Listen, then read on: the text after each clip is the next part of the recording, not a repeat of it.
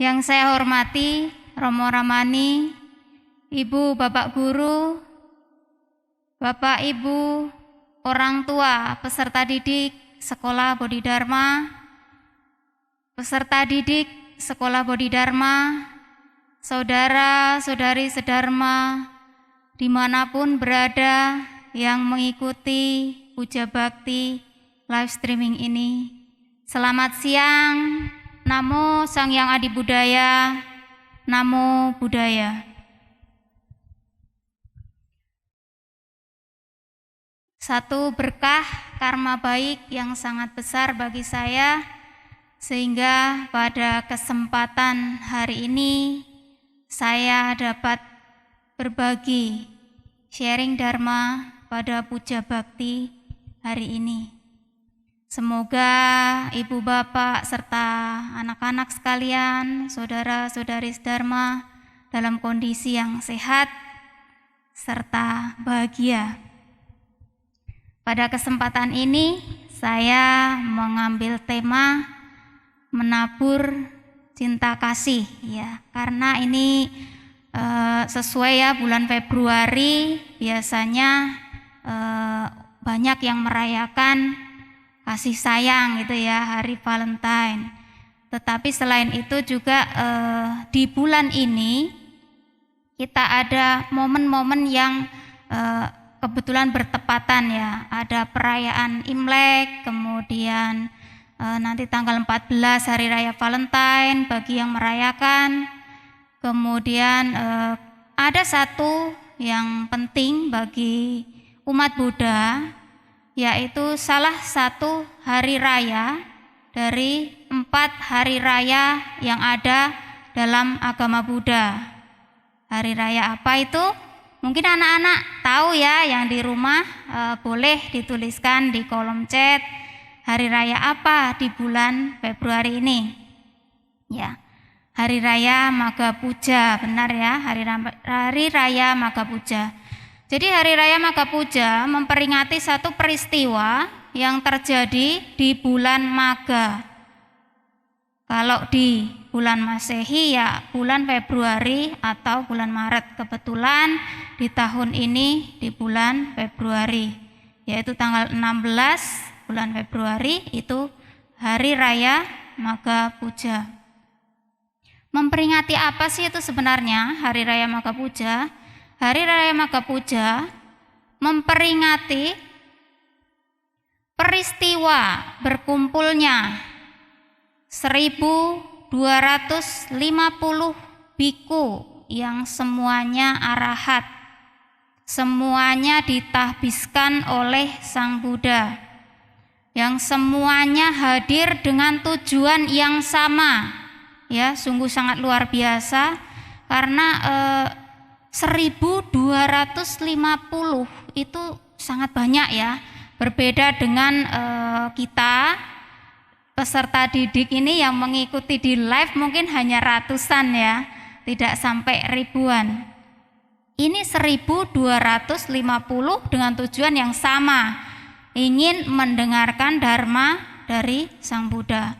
Kemudian satu hal juga yang disampaikan oleh Sang Buddha, yaitu tentang prinsip-prinsip ajarannya ya, yang disebut Owada Patimokkha. Di situ dijelaskan tentang pelaksanaan sila ya, Patimokkha untuk para biku. Kemudian juga disampaikan tentang kesabaran ya, ajaran kesabaran.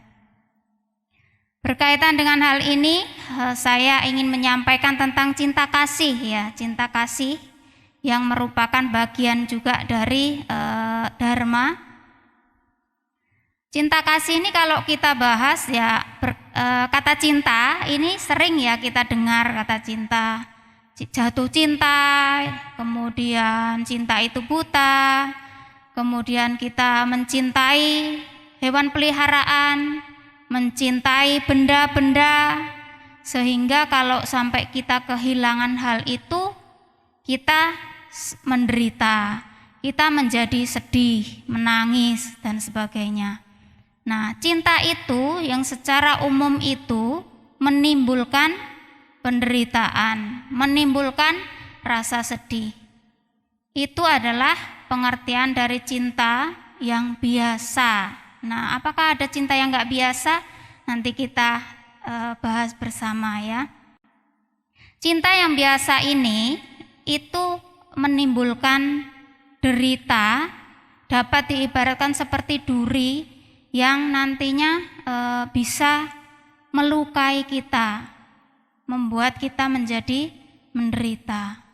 Maka perlu diikuti dengan pengertian yang benar berkaitan dengan cinta kasih. Nah, cinta kasih di dalam ajaran Buddha atau meta itu cinta kasih yang sesungguhnya, cinta kasih yang tulus, cinta kasih yang tanpa pilih kasih. Nah, seperti apa itu? Kalau tadi kita baca Parita Karania Metta Sutta atau sutta tentang cinta kasih, di situ untuk terjemahan yang pertama itu, inilah yang harus dikerjakan oleh ia yang tangkas dalam hal yang baik ya. Jadi cinta kasih itu ternyata harus dikerjakan. Nah, kalau harus dikerjakan itu artinya menjadi satu kebutuhan, menjadi satu kewajiban bagi kita sebagai umat manusia dan juga sebagai makhluk hidup. Cinta itu juga menjadi salah satu kebutuhan manusia yang sangat penting ya. Jadi kebutuhan pokok. Karena kalau tidak terpenuhi juga dapat membahayakan ya, dapat membahayakan manusia itu sendiri. Bagaimana cara kita mempraktekkan? Karena ini kebutuhan. Kalau kebutuhan itu seperti kita makan, itu juga kebutuhan dan itu harus kita penuhi. Maka cinta kasih itu juga perlu kita praktekkan dalam kehidupan sehari-hari. Bagaimana caranya? Caranya yang pertama dapat melalui pikiran, kemudian yang kedua melalui ucapan, dan yang ketiga melalui perbuatan fisik. Nah, dari pikiran kita dapat mengembangkan cinta kasih karena pikiran adalah pelopor. Pikiran akan menentukan apa yang kita ucapkan dan juga apa yang kita lakukan. Bagaimana sih pikiran yang cinta kasih ini agar mudah kita kembangkan? Kita bisa melaksanakan meditasi ya, meditasi tentunya meditasi cinta kasih. Tetapi mungkin bagi sebagian orang mendengar kata meditasi sudah terlintas bahwa itu sulit. Padahal meditasi juga menjadi kebutuhan. Kalau misalnya kita kesulitan untuk meditasi, kita juga bisa melakukan sugesti pada diri kita sendiri. Misalnya setiap hari atau mungkin setiap pagi, setiap malam kita bisa mensugesti diri kita. Bagaimana kita dengan mengucapkan dalam hati kita, saya bahagia, saya cinta diri saya, ya. Karena yang perlu kita cintai adalah diri kita sendiri, bukan karena egois ya, tetapi kita dapat mengembangkan cinta kasih, kita dapat memancarkan cinta kasih kepada yang lain apabila kita memiliki. Kalau kita tidak memiliki, bagaimana bisa kita membagi ataupun memancarkan cinta kasih kepada yang lain? Ya, jadi yang pertama adalah kita bisa mensugesti diri kita, ya. Saya cinta diri saya sangat bahagia, itu setiap hari ya, terus menerus. Nah, setelah kita memiliki cinta terhadap diri sendiri, maka kita dapat mulai mengembangkan kepada yang lainnya. Ya, pertama-tama ya kita kepada orang-orang yang kita cintai, yang kita sukai, keluarga kita, ya, orang-orang yang dekat dengan kita. Kemudian baru berikutnya kita bisa kembangkan cinta kasih kepada semua makhluk. Ya, selain itu juga kita juga perlu menjaga pikiran kita dari hal-hal yang buruk. Karena pada dasarnya manusia ini terlahirnya murni ya, murni jernih. Tetapi kadang-kadang ada kekotoran. Ya bukan hanya kadang-kadang lagi. Kita semua sebagai manusia ya, sebagai makhluk itu punya juga akar-akar kekotoran ya, kekotoran batin. Seperti keserakahan, kemudian kebencian ya. Itu yang dapat menjadikan kemurnian dalam diri kita ternoda ya. Maka kita perlu melatih, menjaga pikiran kita untuk tetap memiliki cinta kasih, untuk tetap memiliki hati dan pikiran yang jernih.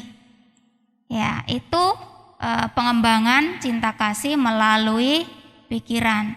Kemudian kita juga dapat mengembangkan cinta kasih itu melalui ucapan. Secara otomatis sebenarnya ketika kita sudah berpikir yang baik, berpikir yang positif ya, apa yang kita ucapkan juga tentu hal-hal yang baik, yang penuh dengan kejujuran ya, lemah lembut. Tetapi bukan hanya demikian ya. Kita harus tahu bahwa ucapan yang baik itu bukan hanya sekedar ucapan yang lemah lembut, tetapi juga tepat waktu.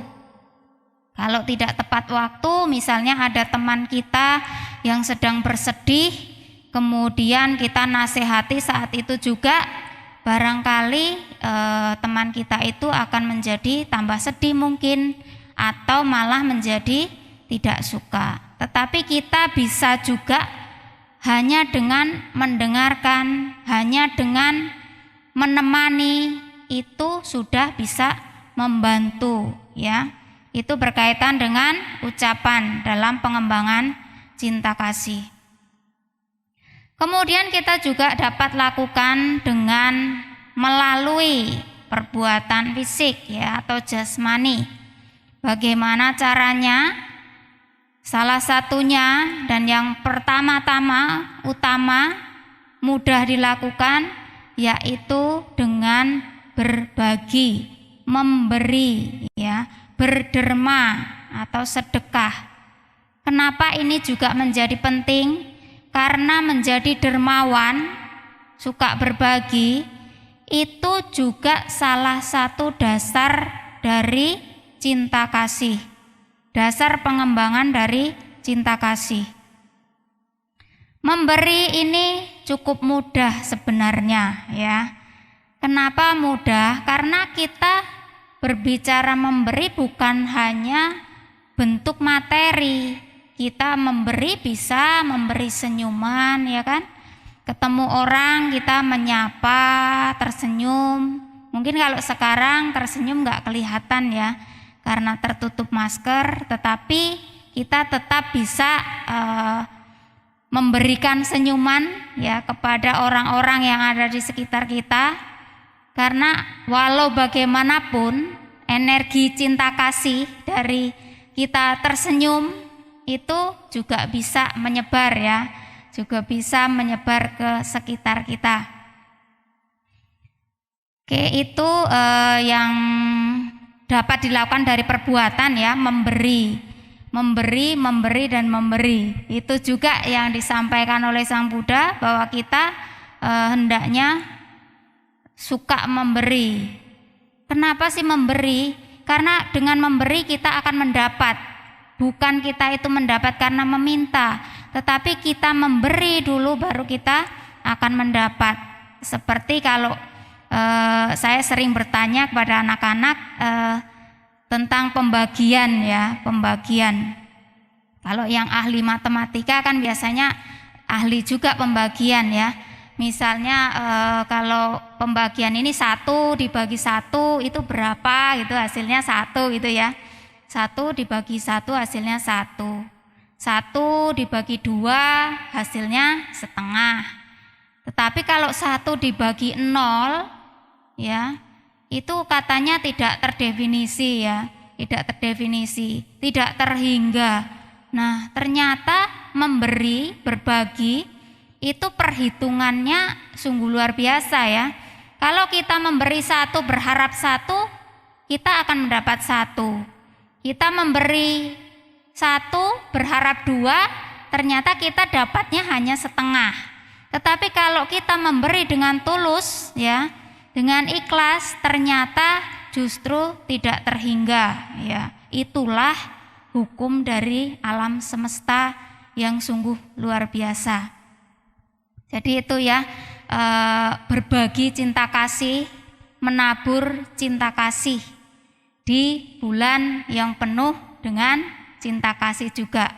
Ya bukan hanya di bulan Februari saja, tetapi juga di bulan-bulan yang lainnya ya. Kebetulan ini bulan Februari yang orang senang karena merayakan hari kasih sayang gitu ya.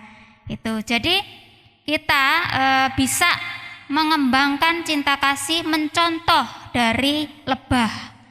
Lebah itu mencari madu ya. Mencari madu tetapi juga tidak merusak bunganya ya.